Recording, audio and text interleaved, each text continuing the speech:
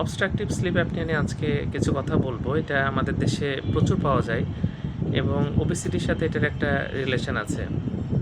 আমরা অনেক সময় দেখি যে একজন মানুষের সারাদিন ক্লান্ত লাগে এবং কাজে উৎসাহ পান না। কারণ হচ্ছে রাতের মধ্যে ঘুমের মধ্যে দেখা যাচ্ছে শ্বাস বন্ধ হয়ে যায় এবং ওবেসিটির সাথে বা ওজন বৃদ্ধির সাথে এটার সম্পর্ক আছে এবং যারা অ্যালকোহল গ্রহণ করেন তাদের মধ্যে এটা দেখা যায়। তো যাই হোক, অবস্ট্রাকটিভ স্লিপ অ্যাপনিয়ার এটার খুব ভালো চিকিৎসা আছে। এটা পলিসomnography বলে একটা টেস্ট করা হয়, সেটা করে ডায়াগনোসিস করা যায়। এছাড়া যাদের অবস্ট্রাকটিভ স্লিপ অ্যাপনিয়া হয় তাদের অনেকে হাইপারটেনশন, অ্যারিথমিয়া, হার্ট ফেলিওর এগুলো কিন্তু হতে পারে এবং সবগুলোই ডেঞ্জারাস এবং অনেক সময় আমরা ঘুমের মধ্যে মৃত্যুবরণ করতেও দেখি এবং ভবিষ্যতে কিন্তু উচ্চ রক্তচাপ, হার্ট ফেলিওর এগুলো চান্স থাকে।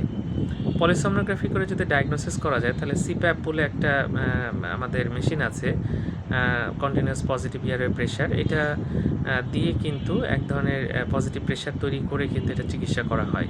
নাহলে সেই ব্যক্তি কিন্তু যে কোনো সময় খারাপ পরিণত হতে পারে বা ভবিষ্যতে খারাপ কিছু হওয়ার ঝুঁকি থাকে। ধন্যবাদ সবাইকে।